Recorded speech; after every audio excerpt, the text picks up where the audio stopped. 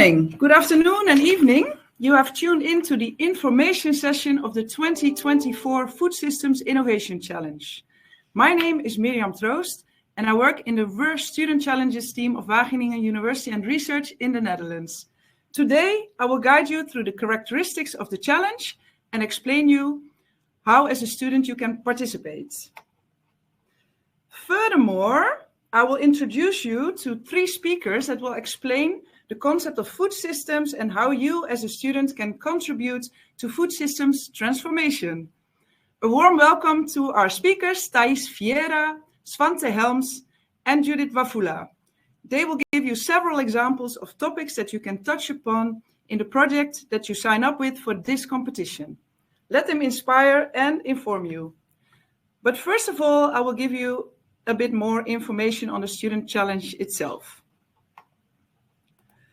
If you have questions during our presentations, please type your questions and remarks in the chat or in the Q&A, and we will respond to them in the chat or during the Q&A at 4:40 p.m. So after all the presentations, there will be a moment where you can still post all your questions, and we will all be on screen to answer them.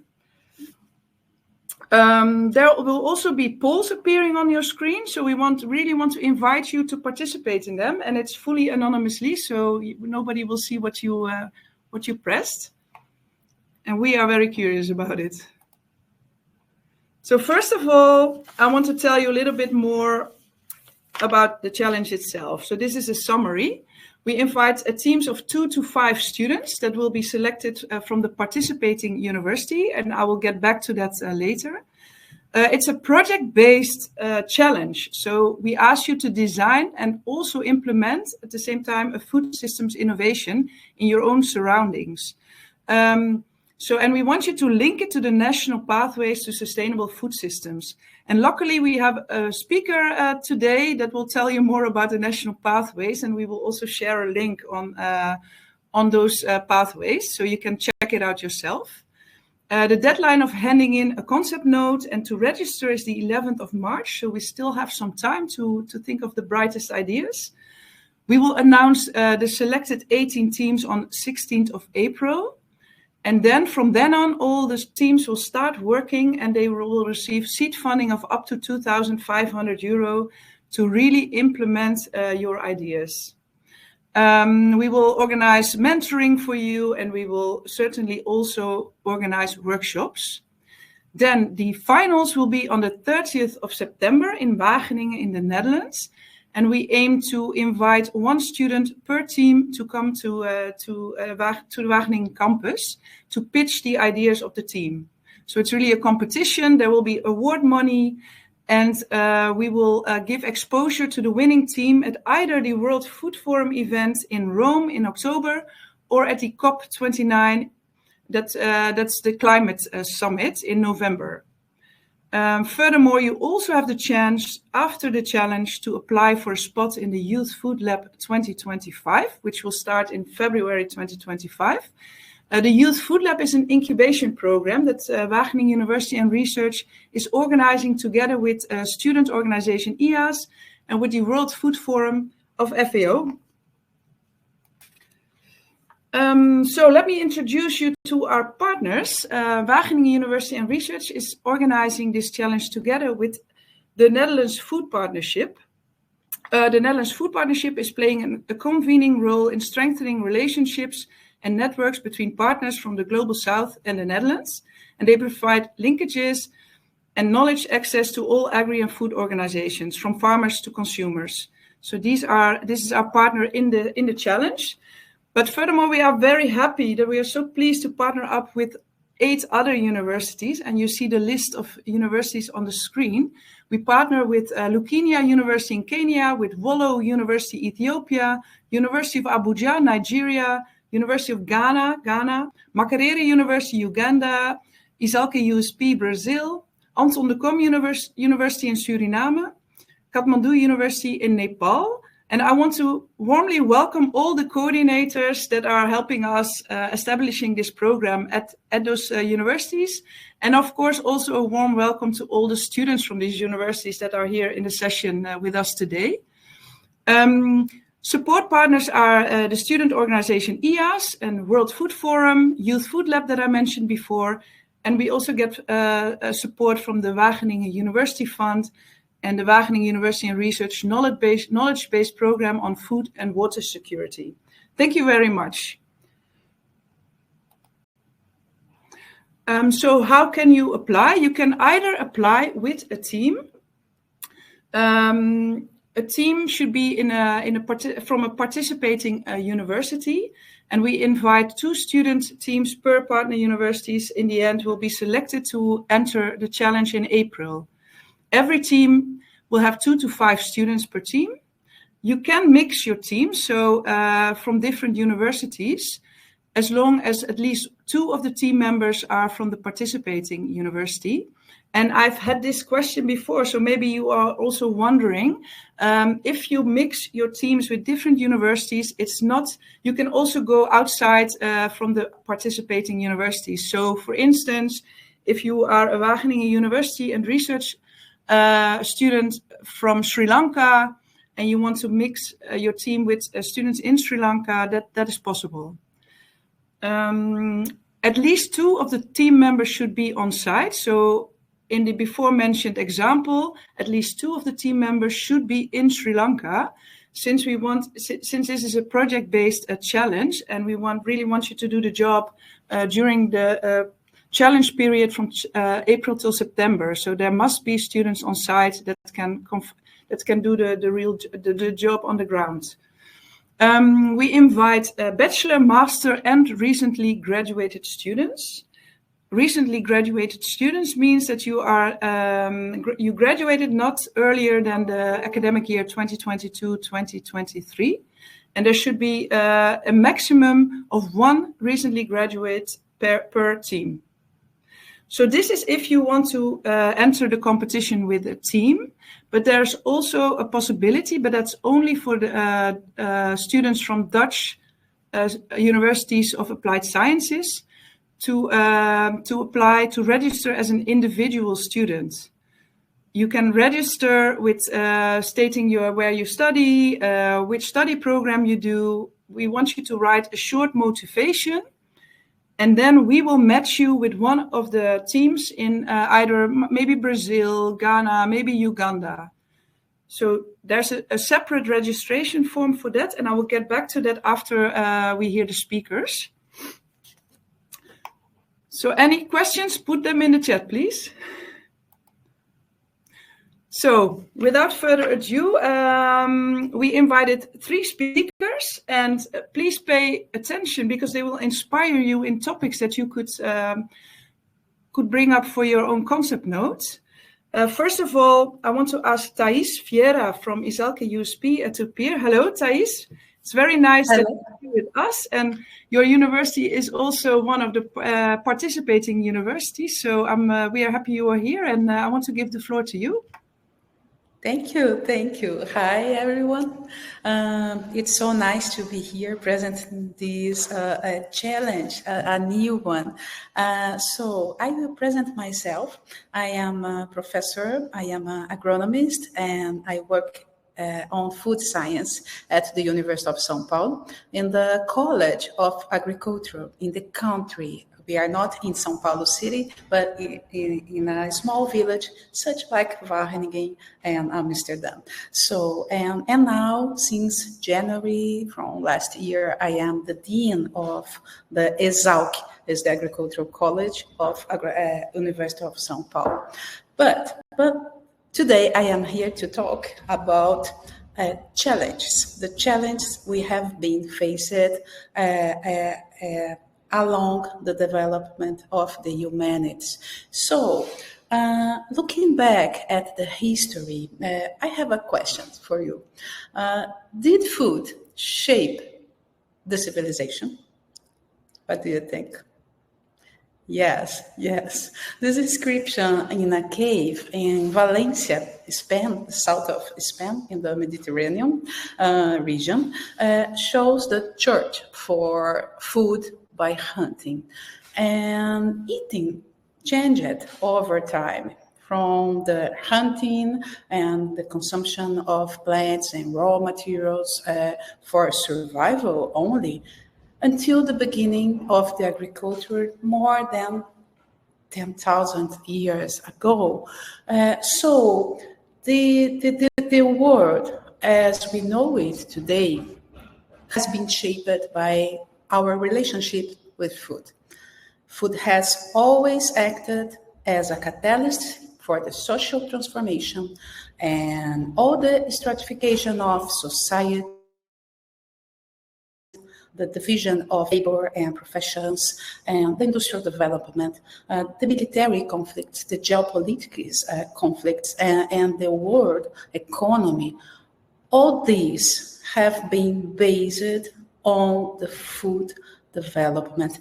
In this nice image from Van Gogh, with all that poetry, dates from the same year, 1988, the same year when the slavery was abolished in Brazil. So it's only to show you how the humanity and the culture and habits has been shaped by food. So more than shaped, our civilization has been determined by the way and the relations we have with food.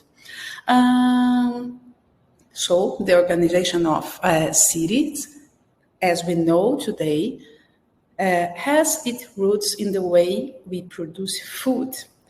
And the agriculture changed for the logical survival, and the Industrial Revolution transformed the food production and distribution, impacting the population's diet. From the old techniques such as salty or drying food until the new process we have incorporated, we have many layers in our systems today. And along with this evolution, we have very many aspects. Food had an impact in the formation of culture, creating traditions, eating habits that become part of the identity of different peoples and cultures around the world. And the technology advances and the scientific knowledge have defined and continue to define the product chain, the supply patterns. Political and economic aspects have defined the direction the world as it is today. So, despite the technology advance, we still suffer from food insecurity and hunger, unfortunately. So this slide shows you some 4 aspects of the world today. So we have here, let me take the vulnerability and food insecurity, and the population lifestyle based on a few products. We have also the requirement for environmental and sustainable processes more and more in our food production chains, and also a lack of confidence in the food chain by consumers everywhere in the world. On the other hand, we have the opportunities to face these challenges, such as the reduction of waste, the increasing of the variety of products and ingredients. We have to improve process to have a clean process, more and more being adopted by even agricultures and food industry and all the systems. And we need to have transparency in the communication. So, Far beyond the increasing productivity, the reduction of losses during the chain, including the waste of processed food and the development of new additives and new forms of preservation with safety, sensory aspects, economical aspects must be on the agenda of the new generation.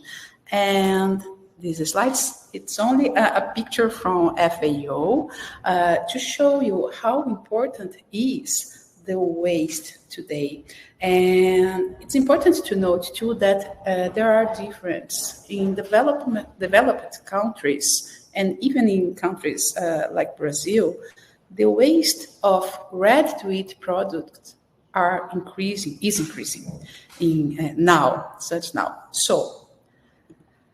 And we live in a complex world, and food production is a part of the complex system. So I like very much this image that shows us all the links among food production, waste, field, climate changes and climate needs and all the economic aspects of the food systems. So agri-food systems are complex, and it requires a vision of the whole, the total aspects to develop solutions that are technically feasible, sustainable, and mostly important, that represent the wishes of people, of consumers. So now consumers desire a clean label, healthy and sustainable products, but they also want convenience and affordability. So in this scenario of constant changes and challenges, we need to consider the human being in the center of the decisions. And part of the solutions in these complex systems involve making use of wasting, extending the shelf life of food products, adopting the environmentally friendly processes. And the best way to think about the future we want is to involve the players behind these complex systems. So teamwork is the key to succeed in solutions for new models. I like very much a lot to work with design thinking in food development and process development and new systems development, because the point of view is the point of view of the human being, of us, is our point of view. And so it's a suggestion is to apply basic concepts of design thinking, which is based on empathy, mostly on empathy, to ensure that good ideas are transformed into creative and necessary proposals to create a more equitable and easier future for all people on our planet. So it's a very short presentation, only to show you that students, bachelor, masters, and even the PhD professionals can work together, because we must work together to transform the way the world produces, consumers, and think about food. So this is my presentation, and I am here to hear you. And if you have some questions after, by the end of the presentation, I can put it in the chat. Thank you. Yeah, thank you so much, Thais. And as Thais said, please put your questions in the chat. So we will move on to our next speaker, which is Mr. Svante Helms. Svante works for the United Nations Food Systems Coordination Hub, and he will tell you more about the national pathways to sustainable food systems. So thank you so much, and we will, Thais and I will disappear and see you in a bit.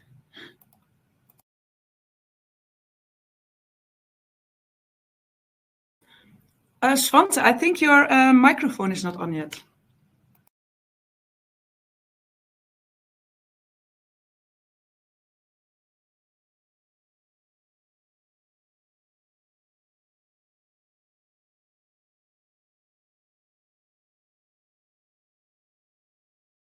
No, I cannot hear you yet.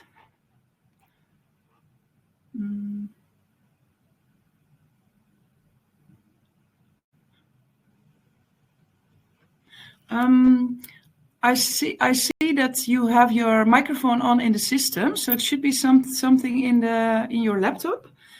Maybe you can go out and come back again. And in the meantime, I can see if there are already some beautiful questions in the chat. I see a question of Philip Larbi Kweku, that is the program for only agricultural students. Well, we recommend that you make mixed teams, also multidisciplinary. So could also be architecture students, social science students. So we recommend to make mixed teams actually. So that's a really good question. Svante, we cannot hear you yet. Okay. Maybe without. Oh wait, can you hear me? Yes, I can hear you. Okay. So Apologies. I will disappear now.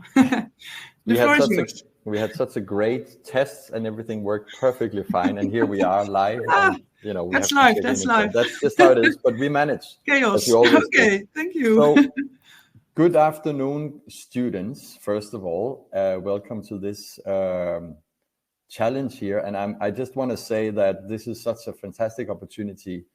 I never had that when I was a student in Denmark, but to connect with what's going on outside the walls of the university as early as possible, although some of you have already finished, is just such a great way to zoom into future job, but also the thinking with some of the key actors in the field. So, and the other way around, it's our opportunity to work with the leaders of tomorrow and engage with the leaders of tomorrow. So I think it's just a fantastic initiative from the university here and other partners that are part of this. And I'm very honored to be part of this session today. So my name is Svante Helms, and I am from this UN Food System Coordination Hub, which is an inter-agency office that is located in FAO. I'm myself from WFP. We have different staff from different UN agencies. And the whole idea with this agency, it was established about 1.5 years ago, is really to see how we can help governments, help countries and nations in accelerating the transformation of their food systems so that they become more healthy, they become more resilient.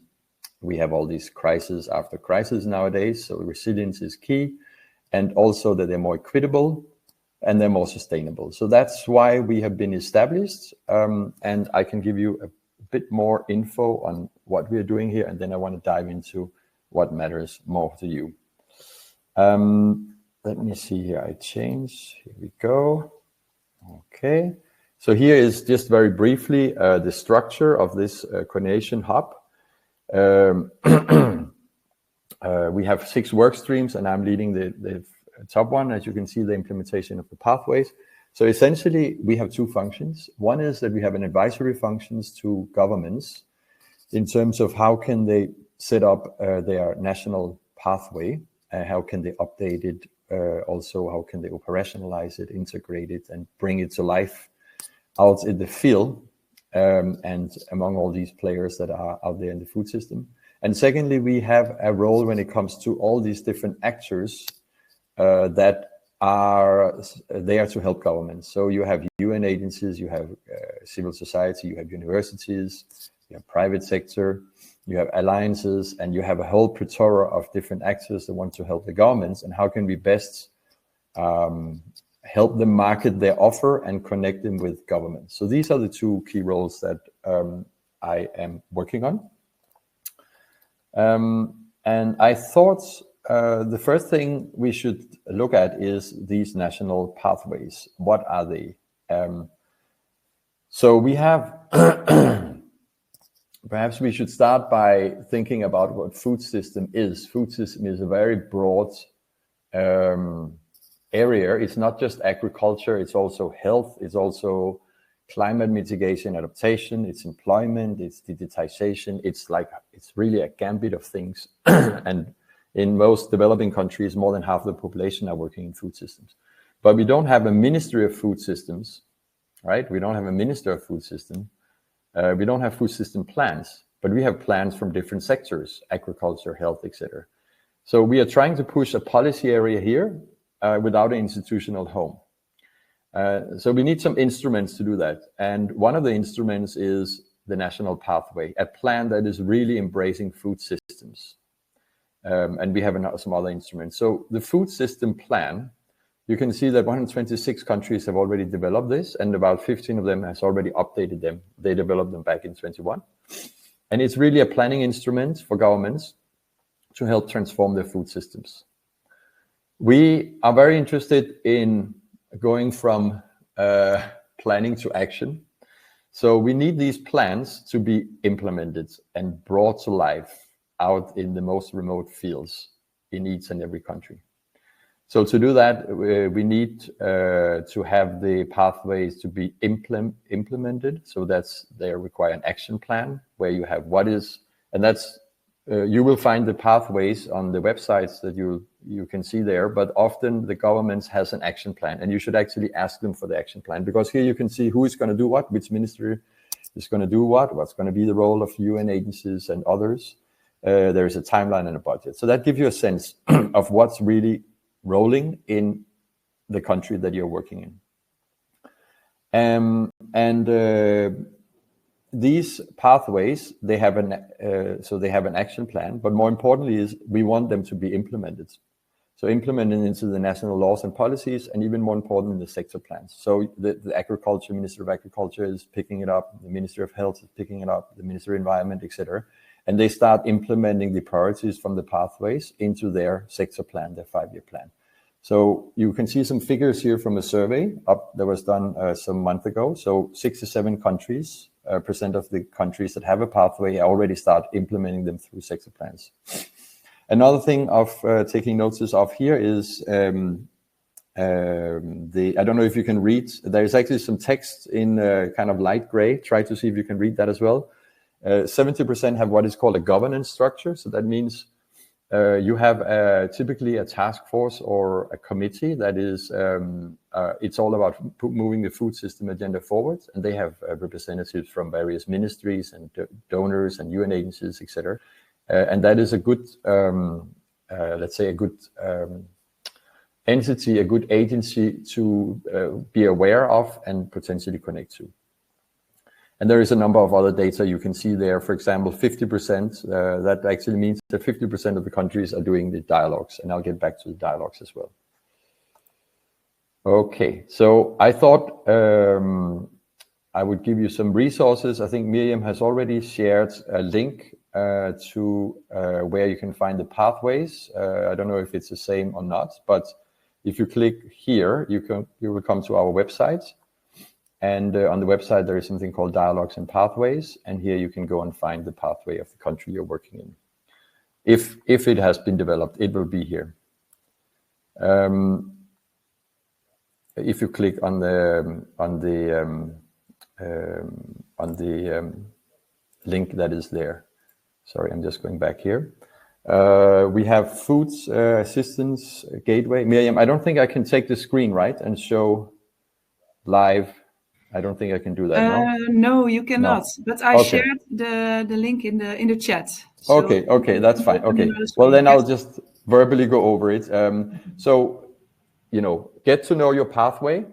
Ask the government if they have an action plan, so you can see more concretely what they're planning to do as you want to link your project up to the national pathway.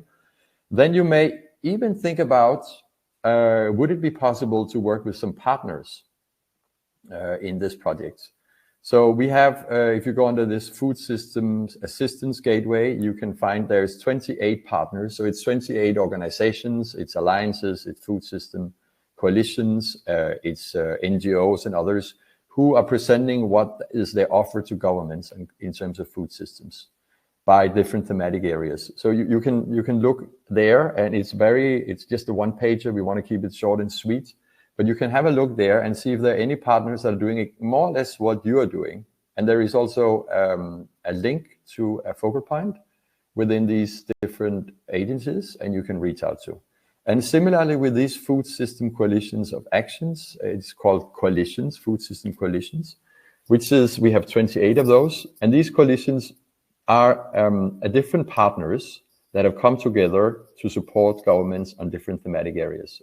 So it's both donors, member states, it's universities, it's UN agencies, and a lot of other partners. So for example, you have something called the School Meal Coalition, you have Healthy Diet Coalition, you have Agroecology Coalition, etc. So there are 28 coalitions with different thematic areas. And if you're working in one of these thematic areas, you can read more about what they're doing, learn. And again, if you have a super idea, why not try to see if they would be interested in supporting you one way or another. So that is, it's not obviously a guarantee that they would do that, but I think take a look at it, see if there is a match there, and see if you want to take this forward. Okay. I want to give you a last little country example. I was the head of the WFP office in Bhutan. And some of you may ask, where is Bhutan?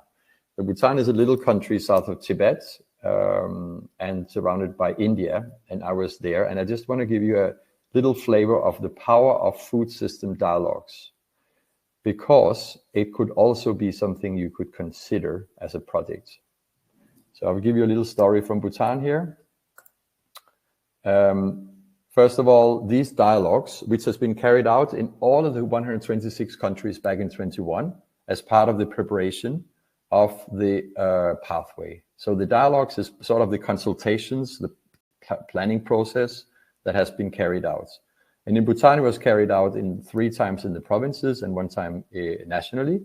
And the beauty of these dialogues is that they're different from a typical traditional process that governments are using when they're doing, for example, their agriculture sector plan or their health plan or their, let's say, their environment plan, because they're much more inclusive and they bring in much more people who really knows what is going on out there, right? So you have farmer groups were part of it, women group, private sector, district officials. There are people working in the districts who are really, they're the one who knows what the real problems and the real solutions are. So they're out there and they're part of this. And so they were all part of this process of developing the pathway. They developed then a pathway called the Food System for Gross National Happiness. So that's Transformative Pathways in Bhutan. And here you go. This is just an example of your pathway. So a pathway typically have a number of outcomes, and you can see the outcomes here around production, market development, digital tools, etc. I'm rushing a bit here because I know I have only 10 minutes and I think I'm a bit beyond here. This is my last slide. Just in very short, you have a country that has developed agricultural strategy. This is developed by people from a capital, and that's how it normally goes. Then you have these dialogues. And the beauty of the dialogues, as I said, is you bring all these different actors that are actually working food systems, and you bring in their perspectives, their experiences, their views. The discussions are then crystallized in the pathway. And in Bhutan, the Minister of Agriculture said, hold on, this is really, really good stuff. This is forward-looking. It is built on the experiences of a lot of different actors that were not part of the development of our agricultural strategy. For example, the private sector were not involved, the youth were not involved, but they were involved in the pathway document. And this is such a brilliant piece of work. So let's change our agricultural strategy. Let's bring it from 40 down to 30 and revise it because of the pathway and because of the engagement of different actors in the dialogue.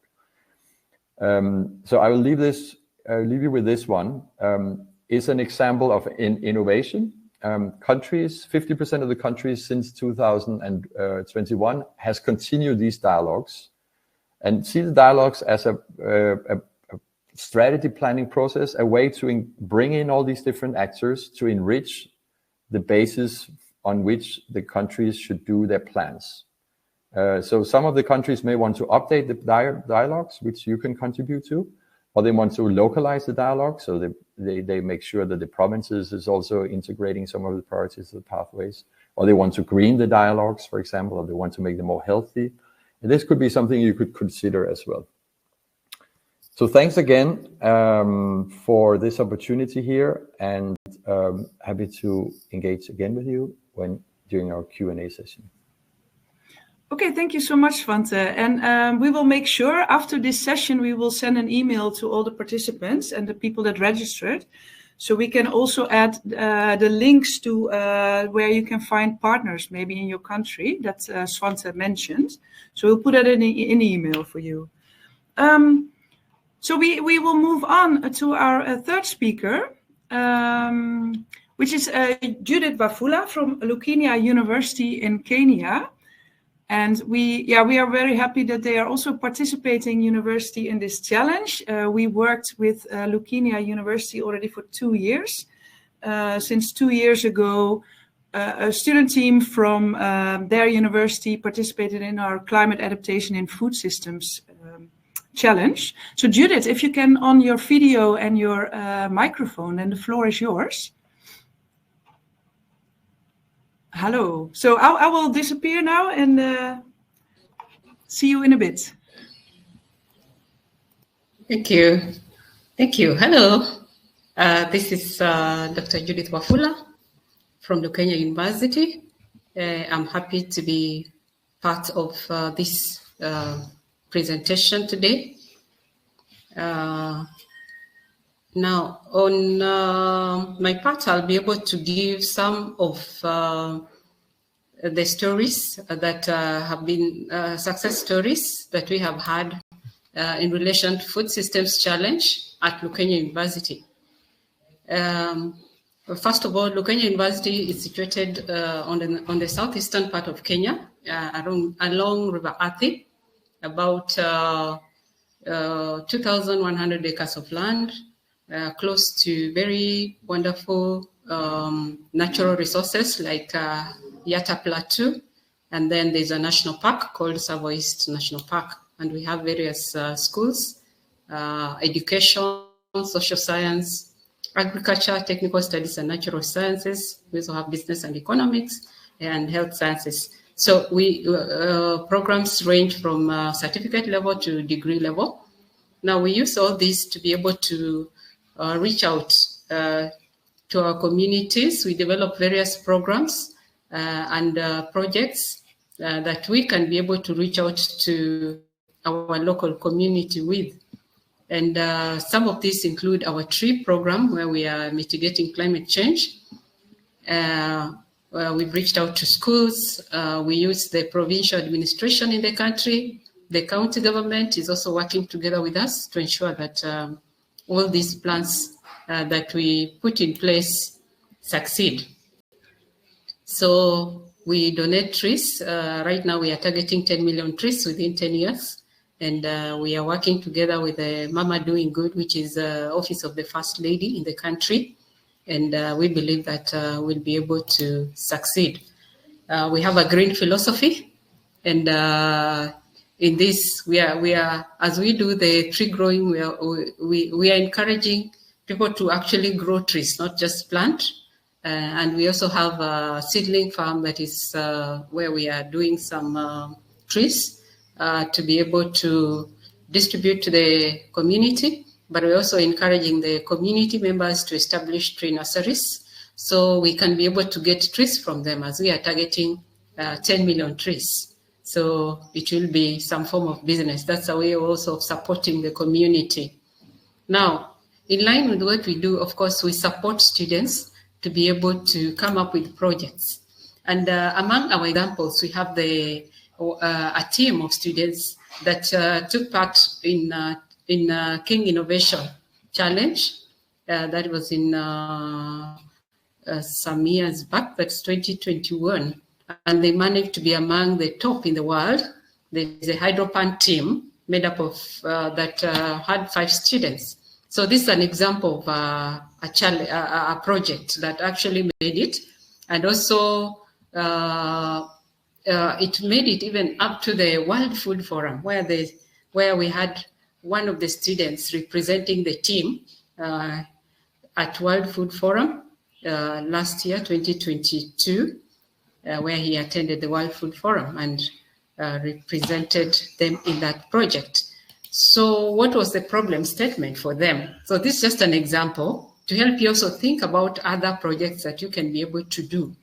So they were their problem was to solve food insecurity issues in semi-arid and arid regions. They took specifically Makueni County in Kenya, Kibwezi East Sub-County. So there is unreliable rainfall. It is a semi-arid region. So they depending on rain-fed agriculture was not sustainable. So the group thought of having a climate-smart agro-hydropan system. And that's what they later abbreviated to hydropan. Yeah, so in this system, they were able to come up with some hollow that was made on a ground. And then some water was filled into that space. Of course, the water can also come from rain when we have the days or the times when we have excess rains. They can be able to tap the water from surface runoff to be able to use in the hydropans. So this water is stored so that it can be used when it's dry. They use it for irrigation, and they were able to produce food. So the hydropan can be used whether whether it's a rainy season or not a rainy season. So through the whole process, they were able to get some proceeds from the food that they were able to sell, and it was sustainable. After the project that was done at Lukenya University, one of the students, Dennis, was able to do it or to scale it up in his community back at home. And that's what took him to the World Food Forum. So that's one idea. The key thing, of course, for any of these ideas is to have some impact. It needs to have some value or some impact to the community. Like the hydropan project, there was some value in terms of food production, increased food production, food security, and improving living standards, improving or controlling soil erosion, also providing farmers with some learning, some kind of a learning center where they could be able to come and learn how they can be able to produce crops even in this semi-arid and even the arid regions. So by scaling up, then more farmers were able to benefit, and more people. Of course, it was able also to create employment for more people. So in other words, just to summarize, it means that you need to choose a project.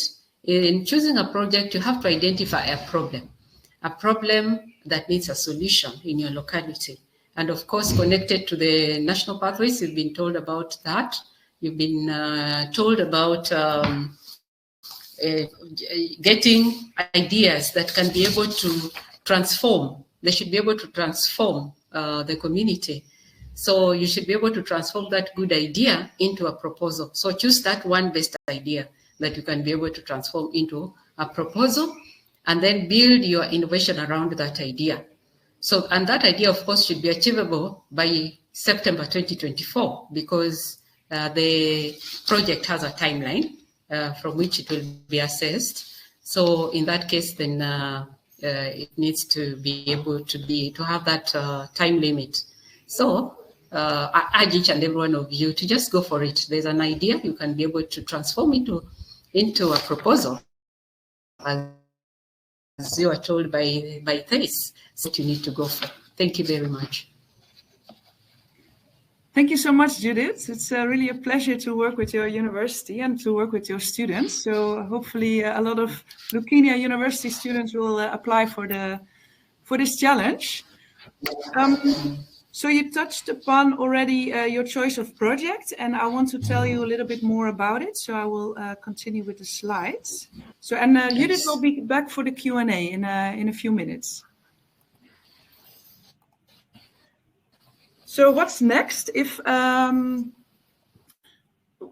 had the online info session here, and so we are telling you a lot of information, but it will be very valuable if you also visit an on-campus information session. So all the participating universities, they will host an info session on their campus physically, and there will be the contact persons of that particular university.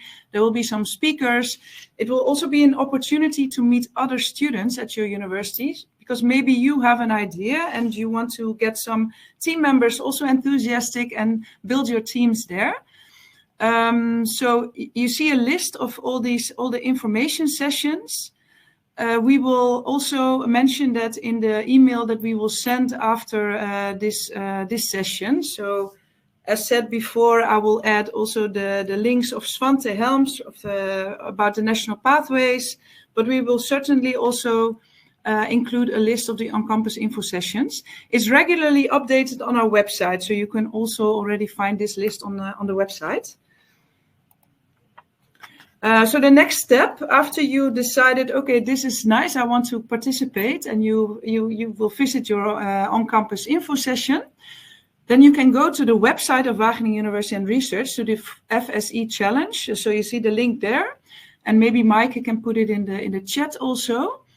We have opened applications now, and they will be open until the 11th of March, 9 o'clock in the morning, Central European Time, so that will be Amsterdam time.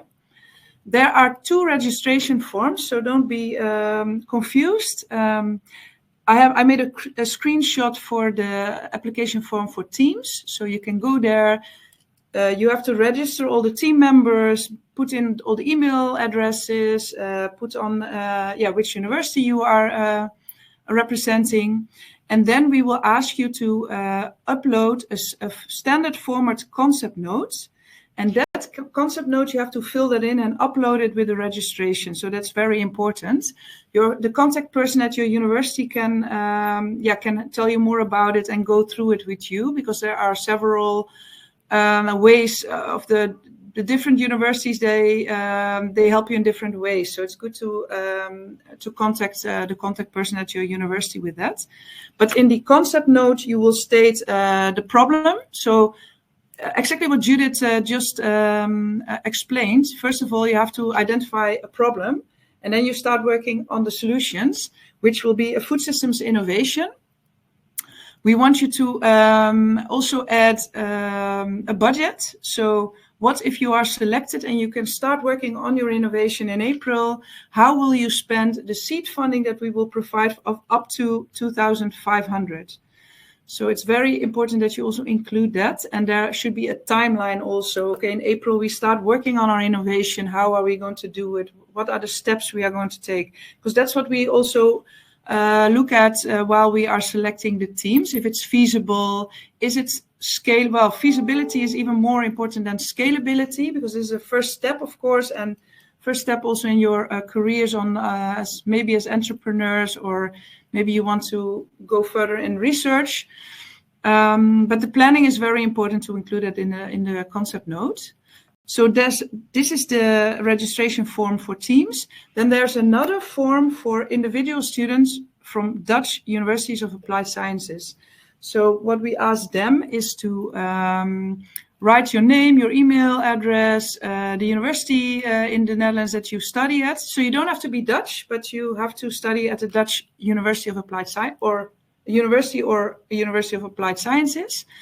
We will ask you to mention preference to be in a team. For instance, you are very interested in Brazil, or you're very interested in Ethiopia, then you can topic that country. Furthermore, you fill in your field of studies, and we ask you to write a short motivation. So make sure you put in the topic that you're interested in. Deadline is the same. So before the 11th of March, you can apply. And then we will do the matchmaking. So we will see, okay, this student at the Dutch university really fits into this topic, into this country. So we will add on top of the teams, we will add 1 or 2 students from a Dutch University of Applied Sciences. They will work remotely with you. But from experience, we also know that things, maybe they already scheduled a thesis in your country, or, well, there are many possibilities there. But so that's more or less, I cannot tell you exactly how things are going to be. But if you're interested, register, and then we will reach out to you and we will do the matchmaking. So we have our, so this is the timeline. We are now at the 16th of January. We have our online information session. Then between now and the 16th of February, more or less, the universities will have their on-campus information sessions. 11th of March, we have the closing of the registration. And then the 16th of April, we will host an online announcement session where we announce the finalists and the placement of the selected individuals to the teams. Then between the 17th of April and the end of September, all the teams will work on their innovation. During that period, we will provide mentoring and workshops. Then the 30th of September, the big finals, where all the teams will pitch their ideas, and we have a jury for you. Then we will the winner gets exposure, and then we will invite you all to apply for a spot at the Youth Food Lab incubation program that will run from February 2025. This is so this is all the information we have. So I want to ask all the speakers to come into the session again, and then I will give the floor to Maaike. And Maaike will lead us through the questions we will give the answers, but Maaike will do the whole session. How do you say that? The Q&A session. The Q&A session. So please, all the speakers, can you come in the screen again?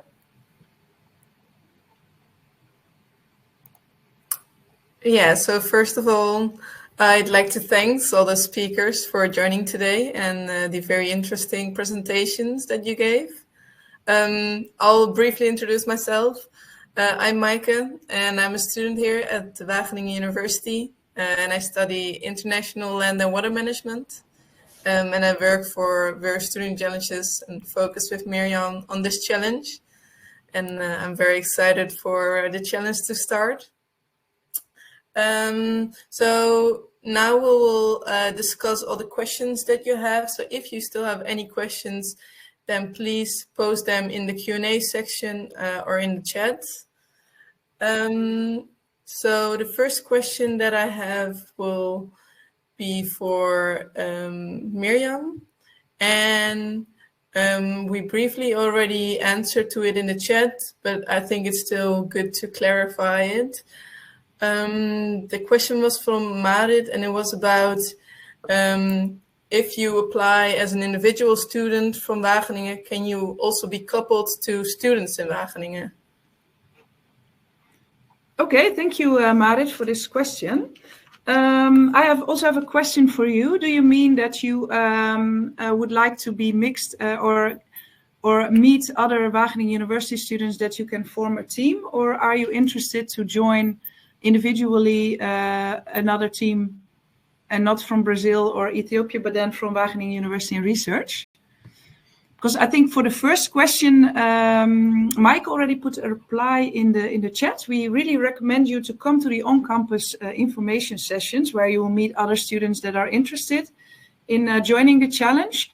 So there we can think of a way, maybe we can make a marketplace. Maaike, I'm looking at you on the spot. That's also something that the other coordinators that are joining from the other partner universities can think about, how there will be a question of individual students at your university that want to start a project, but maybe they don't have teammates yet.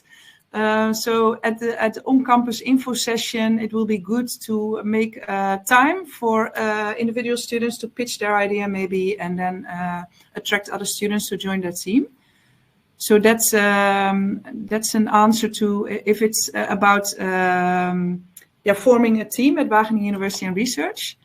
Yeah, I see that Marit responded, and I think her question has been answered. So that's great. Yes. Yeah. Another question was, and I think Miriam, you could answer that one as well, is if you have an idea of the amount of workload that students can expect if they join this challenge. Yeah, that's a good question.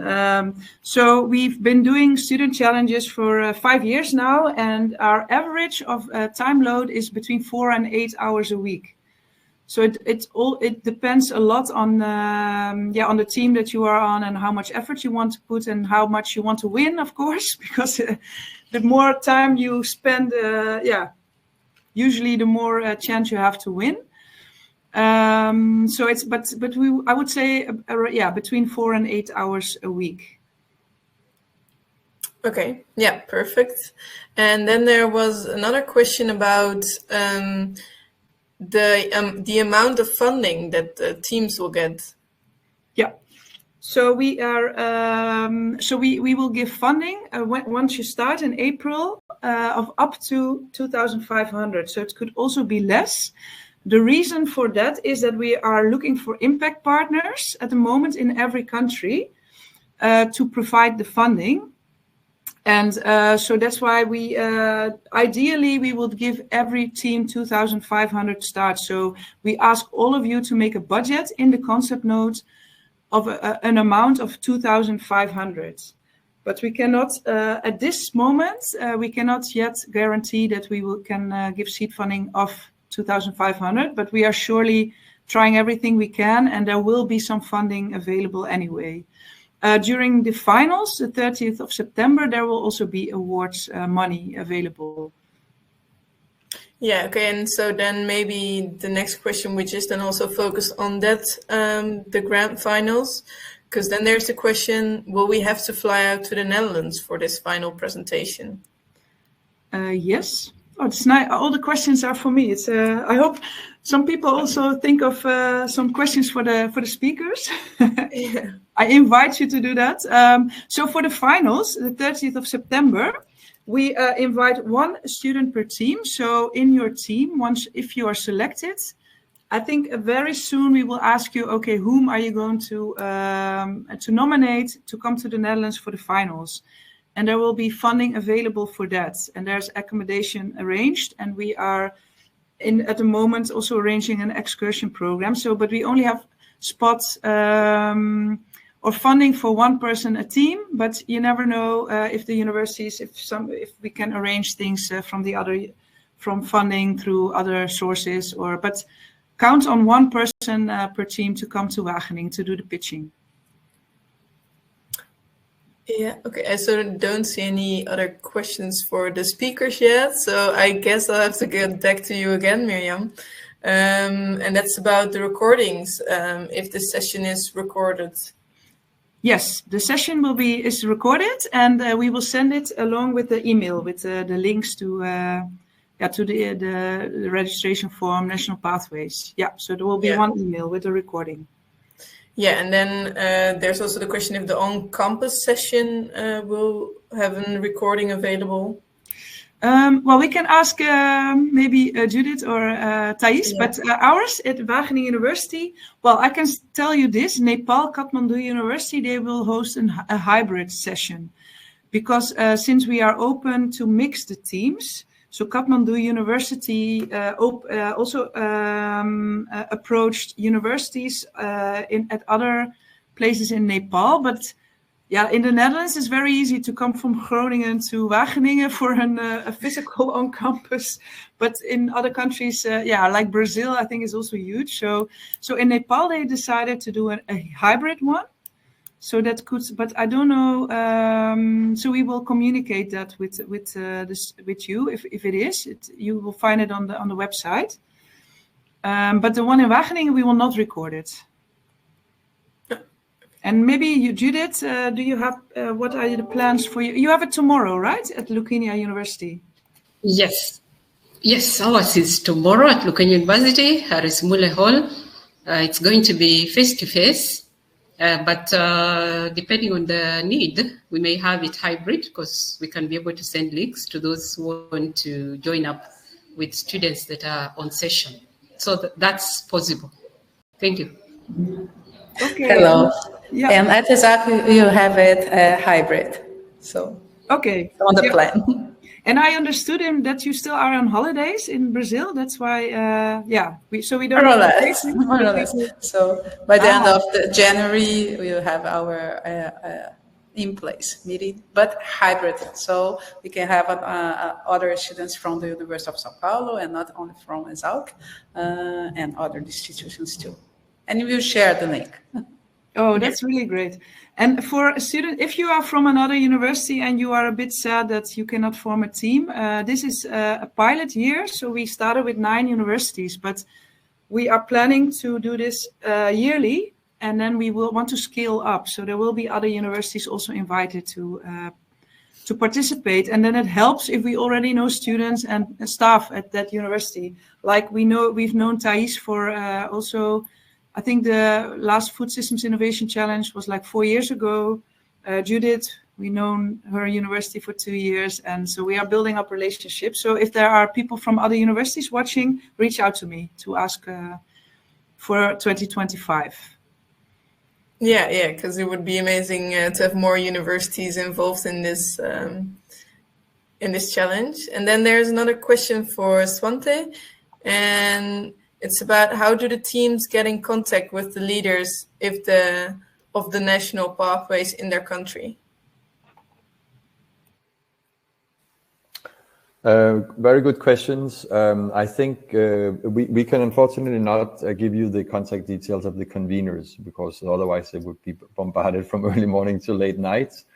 But what you can do is you can probably, in many cases, those who are leading the food system transformation are the Ministry of Agriculture. It could also be the Prime Minister's office or other ministries.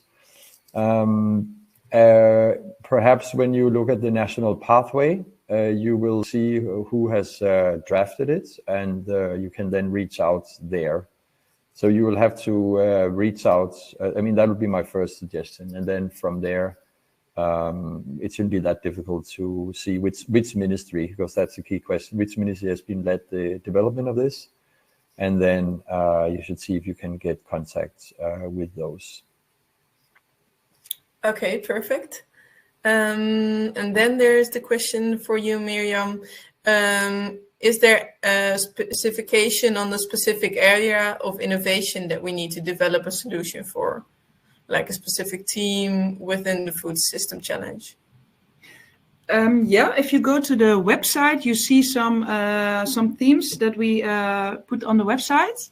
But it's also the beauty of this challenge is, I think, that we. So I'm from the Netherlands, so I have no idea what the issues are in your country. And luckily, we have national pathways, etc. So we want to keep it really open, so students can think of their own country and their own needs, and also develop an innovation that is really relevant for your own surroundings.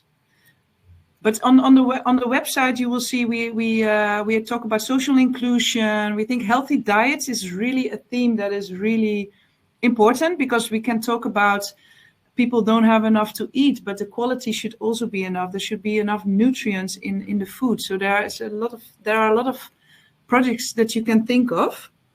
But I would say also check out our website for that. And if you go to the concept note that you have to fill in, you will also find a lot of criteria that we think is important. So what is the impact on climate? What is the impact on, biodiversity is very important. So there are, if you go to the concept note, I would say if you are thinking of registering, please open also the format for the concept note, so you can already go through and see what we are expecting from you. Yeah, and I've shared the links to the website in the chat if you're still looking for them. And on the website, you can then also find the concept notes. So I'd recommend to check that out. And then there's one last question about the currency in which the funding is. Is it a question? Yeah. So we just talked about it in the session I had before. The currency it's up to €2,500, but it can be in your own currency, because we had interested impact partners in some countries that said, we cannot.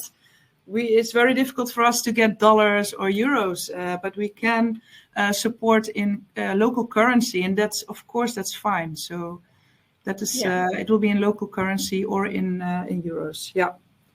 Yeah. Just to give an indication on the amount. Yeah. So I hope that question is answered now as well. I think so. And I think apart from that, we only get a lot of good responses and thanks for the presentations and people that are excited for the challenge to start. So yeah, then if there are any more questions, please post them now. Yeah, and I see we are out of time now, so it's yeah, I really enjoyed the session, and thanks to all the speakers, and thanks to you, Mike, also. You want to have some famous last words, Mike, as a student? No. I give all the credits to you, Miriam. Well, and all the speakers. Yeah, so if one of the speakers still has a remark, that's fine. And otherwise, we will close the session. And looking forward to what is coming next. And good luck, everybody, with writing your concept note and applying. Yeah, good luck. Thank you very much. Thank you. Hands on. Good luck. Good luck to everyone. Thank you. Bye. Bye.